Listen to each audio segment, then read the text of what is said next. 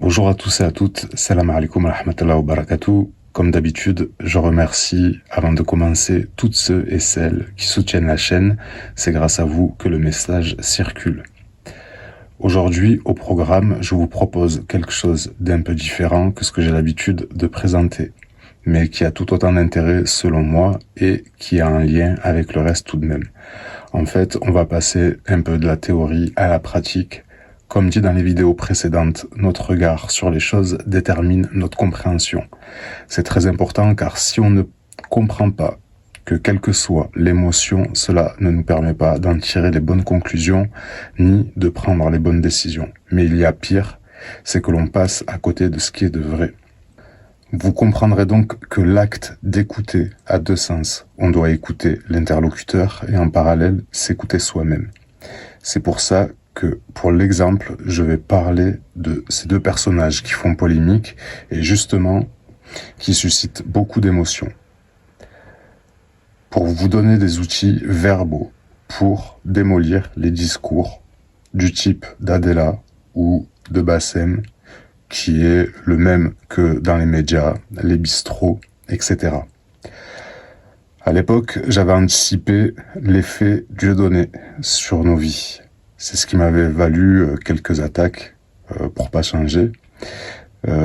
Car pour cause, j'avais titré la vidéo Dieudonné crypto-sioniste, point d'interrogation. Et donc, avec le cas d'Adela et Bassem, c'est un peu la même histoire, dans le sens où on ne sait pas dire si ce sont des idiots utiles ou est-ce que c'est des agents doubles. Et quand je dis agents doubles, il faut entendre par là des gens qui cachent un intérêt autre que ce qu'ils exposent. Donc, je vais analyser sans avoir un point de vue polarisé et vous prouver que quand on n'est pas en réaction, il est facile de démonter n'importe quelle info pour que là aussi on puisse en tirer l'essentiel, car vous savez que l'essentiel c'est tout. Bref, commençons par Adela. C'est une dame qui a fait de son apostat son cheval de bataille et qui, pour en justifier, la plupart du temps en live, cherche tout ce qui semble immoral sur la religion musulmane, notamment sur la condition de la femme, donc chez les musulmans, tout avec un gros saucisson autour du cou. Bon, déjà, personnellement, je parlerai jamais avec une personne se présentant de la sorte publiquement, à part si c'est pour parler d'elle et essayer de la raisonner et lui faire prendre conscience qu'elle doit être touchée pour en arriver là. D'origine et française dans le cœur. Je vais écrire dans tous les toits. Je suis une ex-musulmane algérienne et j'ai besoin d'attention. Et je dis ça de manière pas du tout rabaissante et je suis très sérieux. Ce n'est pas moi qui suis dur, mais les faits. Je place seulement des mots sur ce qui est. Pour moi, elle, et puis sa bande d'ailleurs, sont des odieux personnages. Et je reste poli car c'est évident, ils ne sont là que pour le buzz. Et le plus triste, c'est que elle mange grâce à ceux sur qui elle crache. Et oui.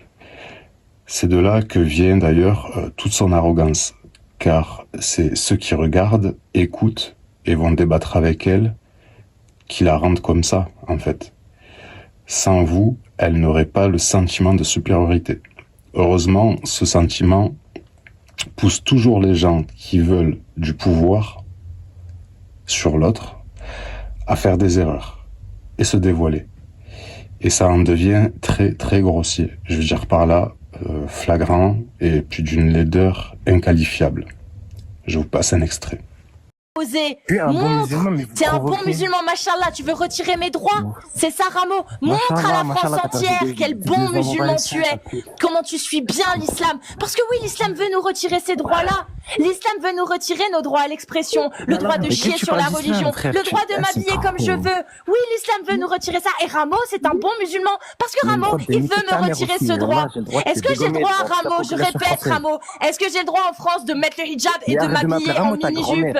Alors Ramo, Ouais. Est-ce qu'en France, j'ai le droit Ramo, de te dégommer? parle à la Quoi? France, la France Est-ce qu'en France, j'ai le droit t'écoute. de baiser ta La grand-mère? J'ai le droit? France Légalement, j'ai le t'écoute, droit de Ramo. baiser ta mère. Cette vidéo va circuler partout. Dis-moi, Ramo, là, ce soir, tu es mon Graal, Ramo. Vas-y. Montre à la Vas-y, France vas-y, bah, entière comment l'islam veut nous interdire moi, je de m'en bats les couilles, pouvoir c'est un compte. pisser. Voilà, merci. Qui c'est qui l'a retiré? Il est parti tout seul. Non, non. Quelqu'un l'a viré? Je pense que c'est le live qui l'a retiré. TikTok. Ah, Ramo, merci de montrer. Merci. Ramo veut nous retirer nos droits. Ramo, ça lui plaît pas qu'on puisse s'habiller en mini-jupe et mettre à voile si on en a envie, Ramo. Par contre, Ramo, c'est le premier à chialer comme une gonzesse quand il y a des fachos qui disent « Ouais, on va interdire le voile ». Là, il pleure comme une chialeuse. Hein, petite Claoui. Tu chiales, là, hein. Mais par contre, quand une meuf comme moi, qui se bat pour les libertés individuelles et les libertés de porter le voile comme on en a envie, là, par contre, Ramo, il veut nous enlever notre droit. Bravo. Ramo, tu représentes parfaitement l'islam. C'est ce qu'Allah exige. C'est ce que l'islam sunnite exige. C'est ce que Ibn Taymiyyah, il dirait. C'est ce que Ibn Kathir, il dit. C'est ce que Tabari dit. C'est ce qu'ils disent tous. Bon, désolé pour la vulgarité, et je suis pas responsable de ces propos. Alors, là aussi, hein, déjà, on peut noter une petite parenthèse, l'intervenant qui parle à la pote d'Adela, je me rappelle plus comment elle s'appelle, on voit pas son visage, d'accord? Donc ça peut être quelque chose de scénarisé, comme ça ne peut être quelque chose de pas scénarisé. En tout cas, on peut prouver ni l'un ni l'autre pour le moment, en tout cas de notre point de vue, mais on doit toujours se poser la question de est-ce que c'est monté ou est-ce que c'est pas monté. Donc bon, voilà le type de débat. Et comme vous pouvez voir, elles n'ont qu'une idée en tête, c'est de créer l'amalgame en faisant croire que tous les hommes musulmans veulent soumettre à la femme. Parce que si je comprends bien, le leitmotiv de son apostasie, c'est que elles, donc bon, au pluriel, sont sorties de l'islam car elles auraient subi ces méfaits. C'est elles qui le disent.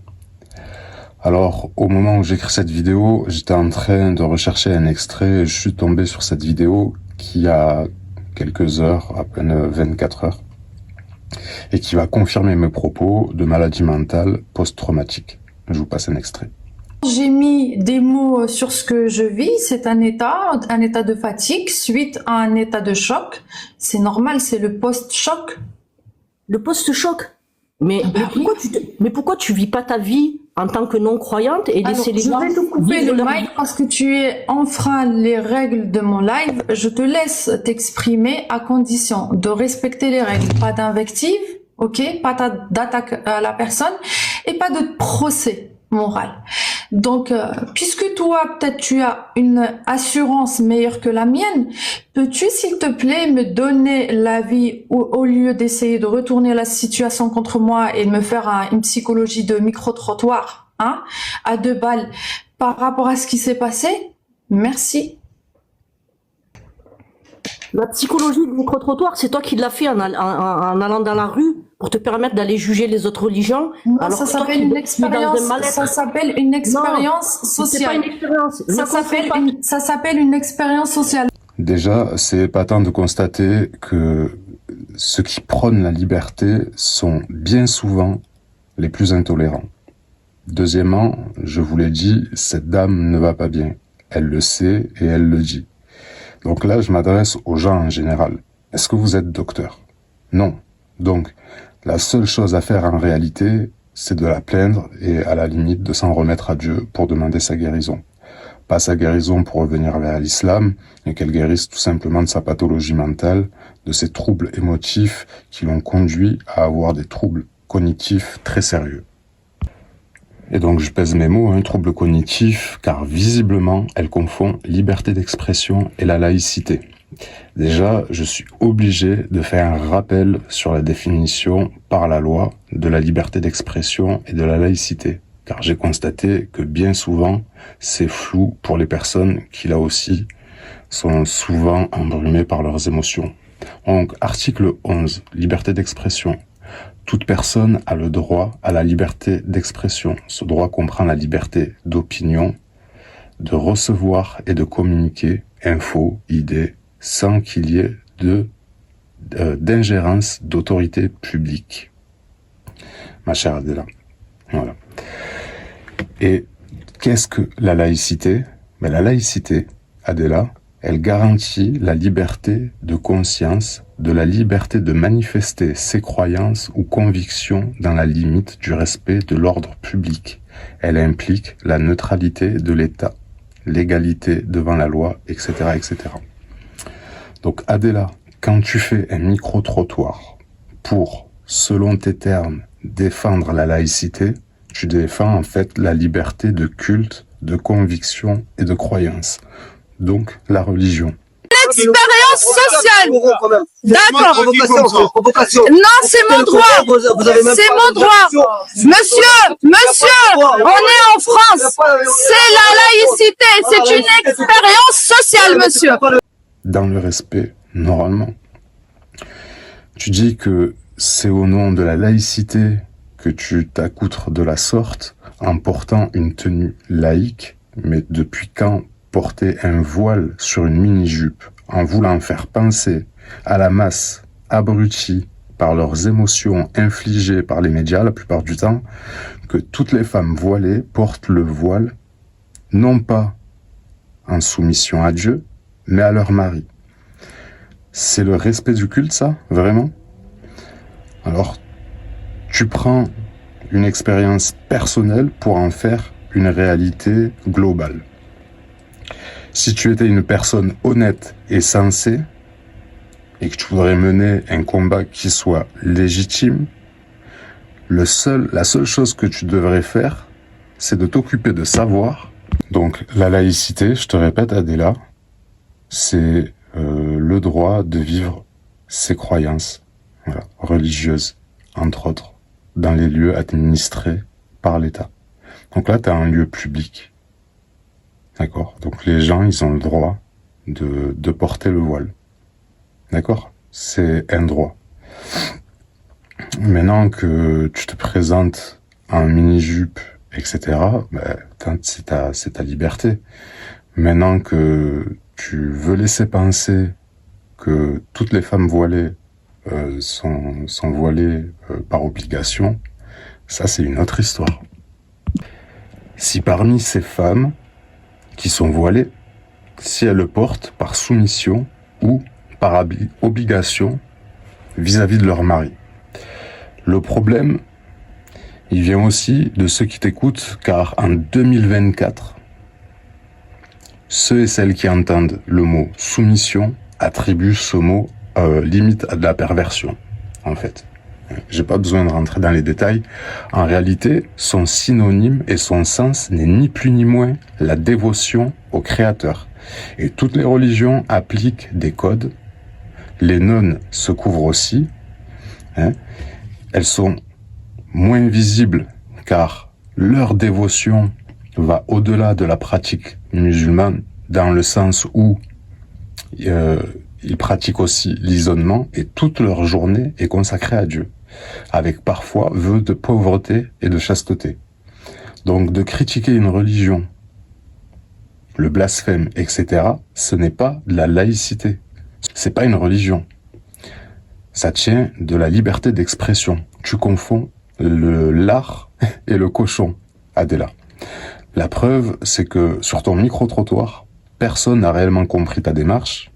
Alors, tu vas à Châtelet, qui est, selon toi, l'endroit le plus, le mieux pour aborder les gens autour de cette question. Bon, bref. Au passage, tu choques la plupart des gens, en fait. Et dans cette masse, tu vas rencontrer toutes les polarités. De l'extrême à la raciste de base, en passant par des jeunes qui, par leur timidité, leur naïveté, ont mis un terme à ton débat. Et la partie en bas, de ne pas le porter ou de le porter comme on veut. C'est un message. Oui, voilà. Voilà, c'est ça le but. C'est ça la laïcité. C'est que la femme voilée peut le porter et la femme non voilée peut le porter. Voilà, elle fait ce qu'elle veut. Donc, qu'est-ce que vous en pensez? En fait, chacun fait ce qu'il veut, en fait. En fait, chacun... Non, mais moi, je veux pas, en fait... Mais je me dis, en gros, chacun fait ce qu'il veut, en fait. C'est juste ça. Hein. Chacun fait ce qu'il veut. Chacun fait ce qu'il veut.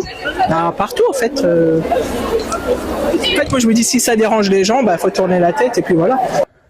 On voit à ce moment-là, d'ailleurs, tes dissonances cognitives parce que tu comprends pas trop pourquoi elles sont pas d'accord avec toi et pourquoi elles te soutiennent pas. Donc tu défends pas les croyants et tu respectes pas les croyants parce que en fait t'as juste une envie, c'est de l'anéantir en fait cette religion. Et la preuve, c'est qu'il suffit qu'il y ait un seul maghrébin qui vient t'invectiver pour que tu dises « Regardez ce que l'islam est en vérité ». C'est comme si un seul individu serait représentatif de la masse. Enfin, imaginez que parce qu'un prêtre commet la pire des exactions, on va pas la citer, on se met à dire que c'est leur religion qui les pousse à être comme ça. Ça n'a aucun sens. Bref, d'autre part, Adela, la laïcité, c'est pas une religion et le concept de tenue laïque n'existe que dans la tête des intolérants qui ont tout l'air, la plupart du temps, d'islamophobes dissimulés. La preuve, c'est que quand une femme voilée porte le voile et donc applique la laïcité, vous êtes outré, effrayé, je dirais même dégoûté. Social, monsieur. Non, non.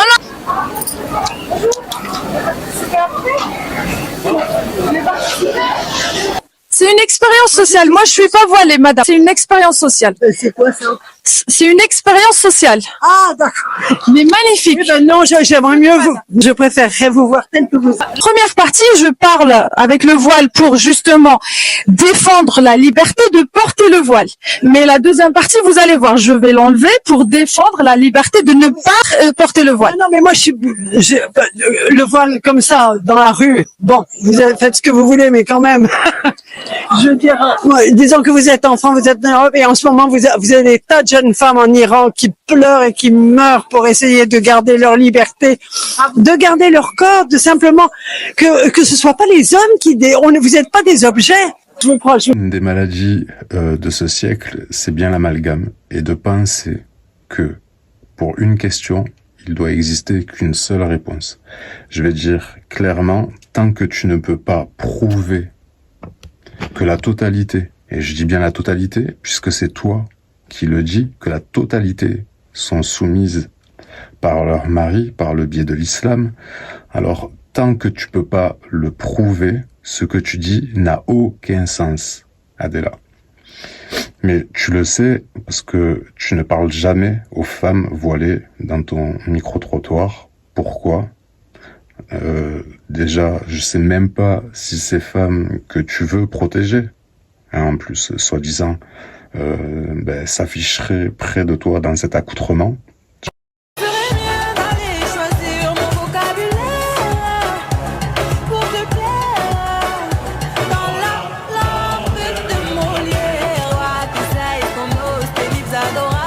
Je trouve que c'est plus que de l'immaturité, bref. Et si elles avaient le courage de le faire, tu sais très bien que majoritairement, elles te répondraient qu'elles n'ont pas été obligées de le porter. Tout comme une nonne qui se dévoue à Dieu, c'est pour elle, c'est un choix naturel. C'est ce qui veut dire que il y a aucune contrainte et au contraire, c'est une bénédiction de Dieu.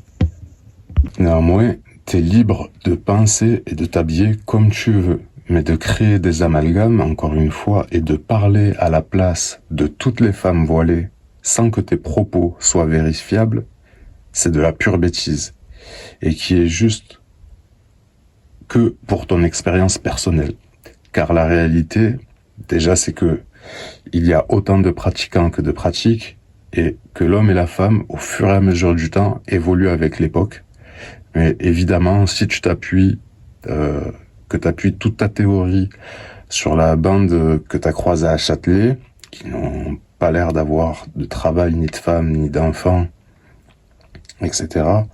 Pour prouver que l'islam est violent, c'est comme... ce que tu fais, c'est comme si tu tirais sur quelqu'un et puis que tu accuses l'arme. L'islam n'est pas violent, c'est les gens qui le sont.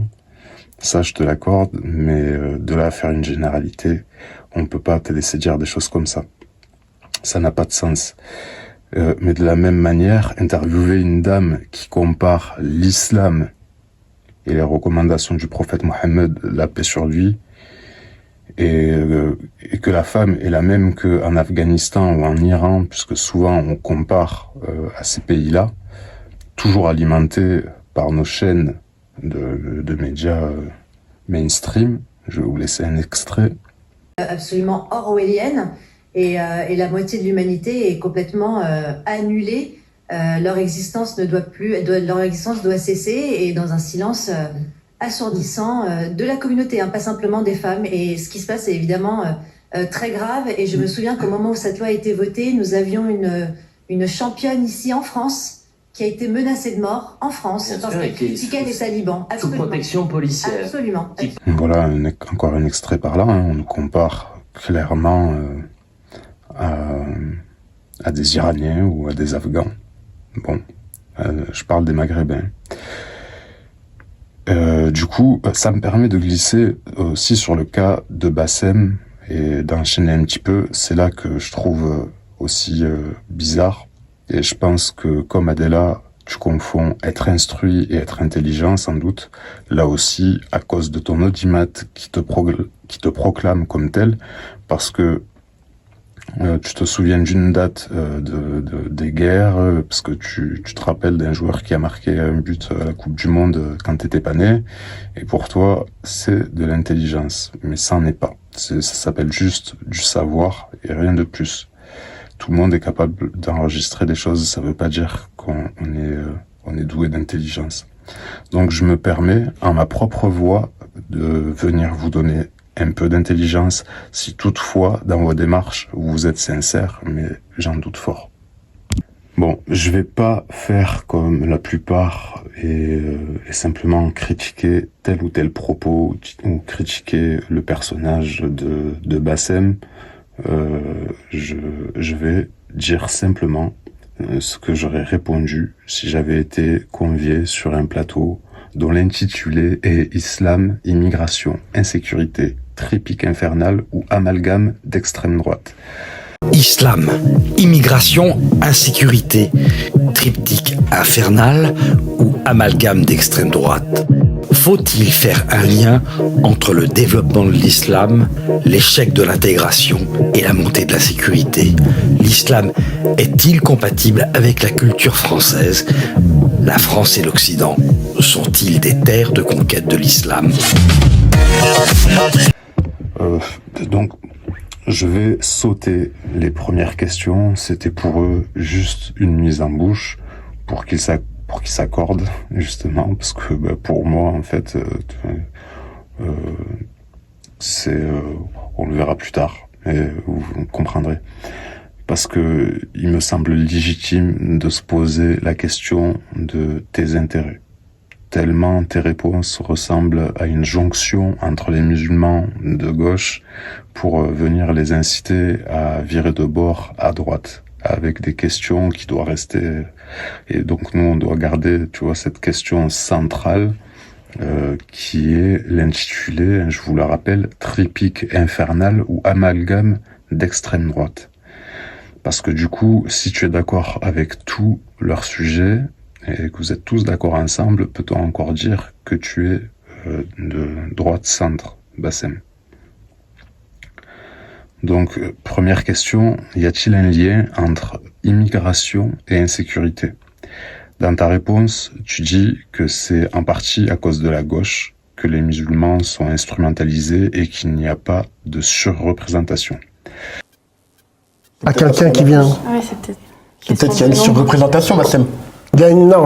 C'est pas une surreprésentation. Je pense que c'est une. Je sais pas comment te dire ça, mais moi je suis pas une pleureuse. Je suis pas là pour te dire oui la France est raciste, blablabla, blablabla. Je suis pas du tout comme ça. Non. Alors déjà pour commencer, j'aurais commencé par rappeler qu'un musulman est celui qui respecte les 5 piliers et qui cultivent le bon comportement en tout lieu, et que de la même façon que certains se donnent la distinction d'être musulmans sans la pratique des 5 piliers, pas 1, pas 3, mais bien les 5, il faut aussi que vous compreniez qu'un maghrébin n'est pas automatiquement musulman, et comme toute croyance, elle doit se faire dans la piété, l'humilité et le respect. En ce qui concerne la surreprésentation, ça sert à rien de le cacher. L'attention est surtout dirigée vers ce qu'ils appellent les Arabes, autrement dit les Maghrébins. La communauté maghrébine représente environ 7,5% de la population en France. Le pourcentage de ceux qui ont commis des délits sur ces 7,5% représente 0,01%. Et c'est 0,01% de 7,5%. Je vous laisse imaginer, sur la totalité de la population, c'est un grain de sable sur une plage. En revanche, j'ai la nette impression, en plus des amalgames, que 80% du temps, l'antenne sur les médias est consacrée à ça. Et je citerai pour preuve l'émission dans laquelle tu es présent, Bassem, car après le petit tour d'échauffement, 80% du débat, pour pas dire 90%, est consacré à ce sujet-là. Donc pour conclure sur cette question, simplement je dirais, est-ce nécessaire de parler 90% du temps de ce sujet qui représente 0,01% de la population? Du coup, ma première réponse répond aussi à la deuxième sur le nombre, mais j'aurais rajouté à ce propos sur lequel ce sont les immigrés qui choisissent de se ghettoiser et de rester en communauté. Je retournerai tout simplement la question en lui demandant si un Maghrébin qui habite en quartier accepterait d'habiter dans un pavillon ou par exemple dans le 16e. Je pense que son choix est évident. On connaît tous la réponse. La réalité, c'est que c'est les architectes de l'État et leurs propriétaires qui font que. Maintenant, il serait malhonnête de ne pas admettre une forme de violence dans les quartiers. Mais le problème est plus profond que tout ce qu'ils ont pu dire durant ce débat et de cette émission, et en général même sur les plateaux télé. Il y a des choses qui changent et d'autres pas. Le fait est, c'est que nos parents, eux, n'avaient pas d'autre choix que d'être ouvriers. Et donc cette révolution qui est en train de se passer dans les quartiers en général arrive à contretemps, du coup. Car en réalité, pour les Français de base, un Maghrébin est un ouvrier éternel, et pas plus. Et que la notion d'égalité, de liberté, de fraternité est absente de ces quartiers. Les jeunes générations n'en veulent pas, parce que justement, je parle pas de la liberté, de l'égalité, de la fraternité, mais de cette place d'ouvrier, parce que justement, ça ne leur permet pas de sortir de leur quartier. Il faut rappeler que c'est pour industrialiser un pays que l'on a créé des écoles, mais que les nouvelles générations ne veulent pas faire comme leurs parents. Et même leurs parents souhaitent ils aient mieux qu'eux. Donc, qu'ils fassent ou pas, ils sont voués à rester au quartier. À quoi ça leur sert donc de faire des choses si ça ne permet aucune émancipation de leur situation?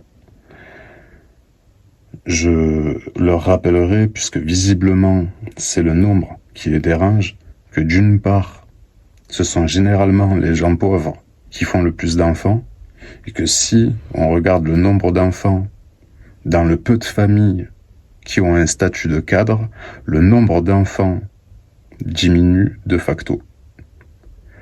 D'autre part, cette génération qui a le droit de vouloir évoluer économiquement et cérébralement, de faire des choses qui, au-delà de ce que leurs parents ont pu faire, doit être forcément remplacé par une nouvelle génération de migrants qui, comme nos parents, n'auront pas d'autre choix que d'être ouvriers.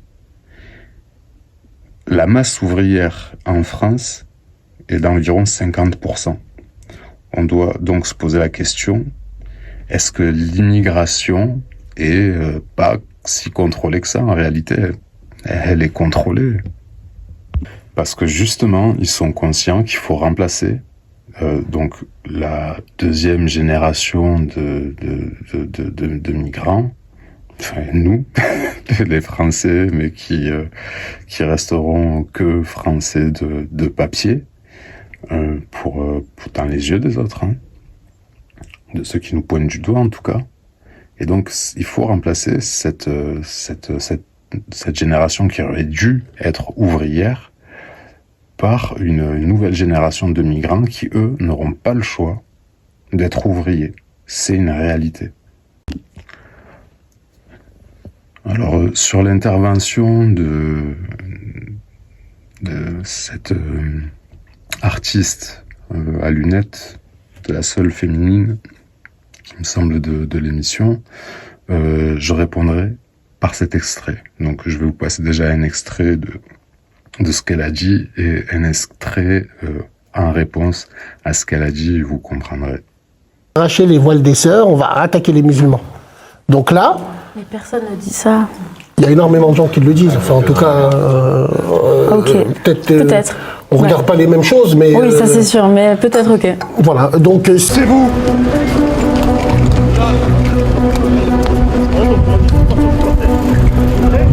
S'il vous plaît, le journaliste, c'est fini, le quart d'heure journaliste, c'est fini. Donc après, je commence à m'énerver, tu bouges. La manifestation est organisée par plusieurs groupuscules d'extrême droite, à commencer par le GUD, Groupe Union Défense, fondé dans les années 60 et connu pour plusieurs faits de violence, souvent en caractère raciste ou homophobe. Des figures importantes du GUD ont d'ailleurs déjà travaillé pour le Front National.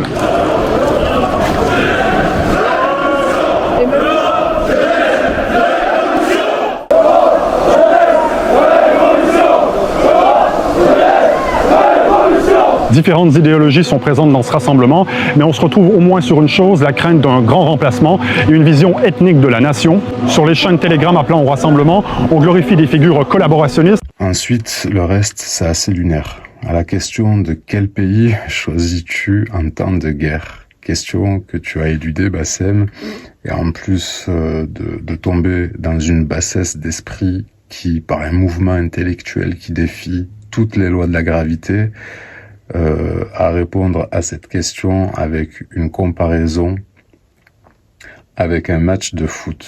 C'est bien. Moi j'aimerais, c'est une très bonne question que tu as posée. Si t'as une guerre, moi j'allais même plus modestement parler un match de foot, tu vois, t'as la Tunisie contre la France, t'es pour qui? La Tunisie pour la France, je suis pour le football, je suis pour le beau jeu, moi. D'accord. Maintenant, j'ai envie de dire... C'est vrai que t'as Benzema qui te soutient. Benzema qui soutient. La France contre Israël. Mais c'est pareil pour moi, c'est sport. Mais ça, c'est tout à ton honneur. Parce que bien évidemment, pour moi, c'est exactement pareil. La France contre Israël, je vois pas le sujet. Mais il y a eu la France contre Israël. Il y a eu la France contre Israël. Non, parce que tu disais, parce que Bassem est d'origine tunisienne, ça peut être une question. Il est pas d'origine israélienne, Bassem. Mais non, mais parce que Bassem dit que si la Russie envahit la France, il est avec la France. Là, je pense que la France. Je suis la France. Mais tu es français. J'ai grandi en France. Si la France joue contre un pays, un autre pays, Bassem sera avec la France certainement. Mais dans le cas, dans ta question, je voulais poser la question sur Bassem, sur un match France-Tunisie ou un match avec, tu le disais, par rapport à, entre guillemets, ta communauté. Eh ben, la France-Tunisie, par exemple, c'est mon père et ma mère qui jouent ensemble. Mais vraiment, est-ce que vous êtes sérieux? Vous êtes vraiment sérieux quand vous faites ça? Vous comparez, vous prenez un match de foot pour comparer et savoir, c'est la jauge pour savoir si on est des traîtres à la nation ou pas, en fait. Déjà, si on n'a pas le droit de supporter une équipe, BetClick et tous les paris sportifs, est-ce qu'ils doivent être interdits? Est-ce que je peux avoir une préférence pour une équipe plutôt qu'une autre? Mais surtout, est-ce que le sport, c'est la guerre? On peut pas tout comparer. Sinon, un jour, on va te demander si tu préfères un macroud ou une tartiflette, et si tu préfères un macroud, c'est que par voie de conséquence, tu es un traître à la nation. C'est tellement nuancé, vos propos, tellement flous, tellement C'est comme si vous prenez toutes les couleurs primaires, que vous les mélangez, ce qui va en sortir en couleur, la couleur de l'excrément. Comprendra qui pourra. Quant à la question, plutôt la réflexion sur l'interdiction, quand il dit que 80% des Français veulent interdire le voile. Sur la question du voile, par exemple, aujourd'hui, tu as 80% des Français qui sont pour l'interdiction du voile dans l'espace public. Si tu es en démocratie, tu l'interdis. Je dirais plus que 80% des Français s'en foutent, que la plupart du FN, que les partisans du FN ne représentent pas la majorité du peuple, ni par leurs idées, ni par le nombre. Il n'y a qu'à regarder au Parlement. Sur le sujet de Lola, jusqu'à quand on va comparer les crimes, aussi tristes que ce soit, on peut pas accorder d'importance à un meurtre plus qu'à un autre. Sinon, c'est que on accepte que le crime est une idéologie. Et il n'y a pas de raison logique à un meurtre, en fait. La preuve, il n'y a pas autant de bruit pour pour Lina et le petit Émile. En réalité, on ne veut pas de nous à l'extrême droite. En tout cas, je vous balance pareil là aussi un petit extrait qui est assez parlant en fait. Erga et Parce qu'on a peut-être les mêmes valeurs et principes. Mais ça m'étonne pas tant que ça. J'ai pas eu le temps de le dire tout à l'heure, mais pour moi, le problème, c'est pas de critiquer l'islam. Le problème, c'est pas l'islam, c'est l'islam chez nous. Est-ce qu'on peut pas imaginer un... Valeurs et principes. Mais ça m'étonne pas tant que ça. J'ai pas eu le temps de le dire tout à l'heure, mais pour moi, le problème, c'est pas de critiquer l'islam. Le problème, c'est pas l'islam, c'est l'islam chez nous. Est-ce qu'on peut pas imaginer un jour une alliance entre des pieux musulmans et des catholiques? Bon, je vais nous épargner le reste du débat que Bassem défend à demi-mot, mais avant de nous laisser, j'aimerais dire une chose qui me paraît essentielle. De la même façon qu'on ne compare pas le judaïsme, le christianisme et les branches à l'intérieur du christianisme, le catholicisme, les évangélistes, les orthodoxes, voilà, les pentecôtistes et j'en passe. Combien de temps on va se laisser comparer à des musulmans, par exemple, hanafites, pour parler de l'Afghanistan, où cette religion représente 83%. C'est assez dingue que personne ne souligne ça dans les médias ou dans les débats. En tout cas, je parle des musulmans qui essaient tant bien que mal de prendre position et la défense des musulmans de France. De la même façon, donc je vous disais, on confond pas et on peut pas comparer un catholique à un protestant, à un évangélique, etc., etc. On peut pas comparer un salafiste, un chiite, un alawite, etc., etc. Tout ça sont des courants différents qui résultent donc de croyances et des pratiques différentes. Donc voilà, je fais cette vidéo pas seulement pour décrypter, mais aussi prévenir des conséquences. Parce que si on ne prend pas les bonnes mesures, se taire, quelque part, c'est accepté. Alors si vous participez à un débat, que vous tombez sur une voilée en mini-jupe, prenez position dignement, avec intelligence et douceur.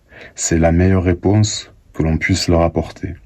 Ne tombez pas dans le piège des émotions. Apprenez l'histoire de l'humanité, faites travailler votre discernement et allez à l'essentiel. Bon, je pense avoir levé le doute sur le fait que est-ce que c'est des idiots utiles ou des agents doubles? Pour moi, ça me semble évident.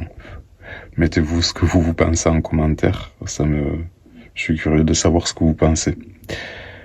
Nous sommes sans doute les derniers piliers, plus sérieusement, d'un islam authentique. Et je pense qu'il est mieux que nous nous réformions nous-mêmes plutôt que cette réforme porte un goût amer, comme l'affaire de Dieudonné, qui a fait jurisprudence et donc qui a limité la liberté. Voilà, c'est tout pour aujourd'hui. Merci d'avoir suivi cette vidéo. Merci à tous ceux et celles qui participent à faire grandir cette chaîne. À bientôt.